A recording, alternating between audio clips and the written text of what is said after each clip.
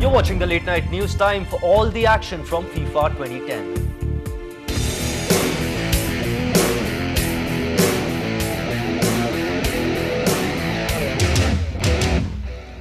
A shocker of a game, in fact. Germany defeated by Serbia after the star striker Klose was sent off in the 37th minute, seconds before Liverpool-bound Milan Jovanovic fired the only goal of the game. And with that, the German squad only saw a downturn, losing the match 1-0. A shocker of a match indeed. 1 minute later, 10-man Germany were 1 goal down. Milan Jovanovic giving Germany double trouble after a super cross from Nikola Zidic. Score through Jovanovic. Double trouble for Germany, down to 10 men, and Serbia have scored. Germany were unlucky not to equalise before the break as Sami Khedira was denied by the post from a corner. Serbia somehow holding fort. Overhead kick cleared off the line.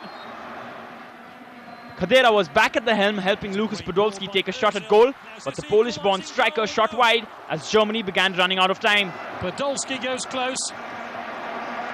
Nemanjic Vidic gave away a handball, but Lukas Podolski missed the penalty as Vladimir Stokovic produced the save of his life. Serbia still in sight of yet another shock in the World Cup. First penalty save of the World Cup, and it's a very good one indeed. This though should have sealed Germany's fate. Jovanovic with a second, but the post denied him.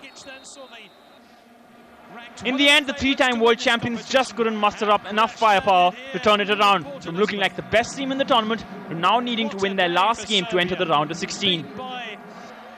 Let's move on to the second match of the day. In fact, a bit of a scare for the United States during the first half of the game versus Slovenia, who were a whole 2-up over the Americans. The man who delivered America's ray of hope was none other than Donovan, scoring a superb goal, breaking in from the penalty area right on the right, smashing into the roof of the net from an acute angle. A goal 8 minutes from full time by Michael Bradley ensured the team share the points.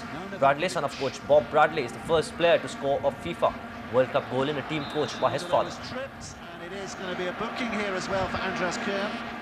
Now, with the world caught up with football fever and cricket controversies taking a back seat, Preeti Zinta and her boyfriend Ness Wadia have decided to quietly bail out the Indian Premier League. Following doubts being raised over the conduct of the 4th season of the IPL, Kings 11 Punjab this week sent an application to the BCCI to sell the franchisee. The consortium, which is owned by Preeti Zinta, Ness Wadia, the Burman brothers and others, has sought permission to sell 93% of the franchisee to London-based private equities firm ISIS.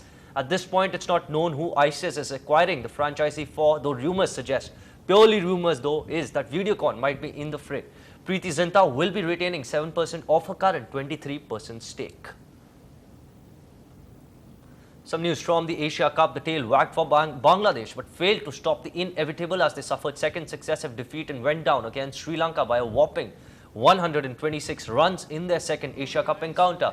An all-round performance by Tilakaratne Dilshan helped Sri Lanka beat Bangladesh convincingly and moved them one step closer to the summit clash on June 24th.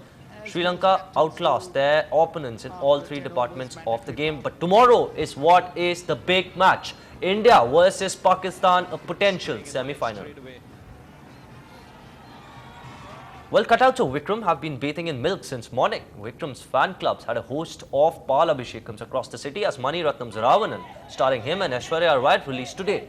Eager fans in the city thronged to theatres. It released in 2200 screens worldwide in 3 languages, Hindi, Telugu and Tamil. The Tamil version will release in 225 screens across India and in 150 overseas. Looks like one of Mani Ratnam's most awaited films has been well received. I think if you have somebody like Vikram who can move around very swiftly and can perform very easily, then it's not very difficult. It's very difficult for you to see your own film and judge it.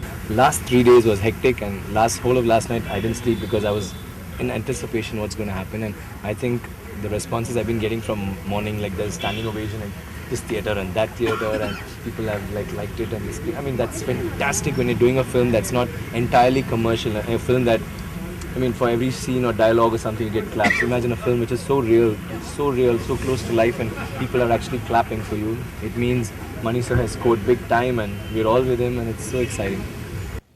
That's a wrap on this bulletin. News and updates continue. Thank you for watching NDTV Hindu.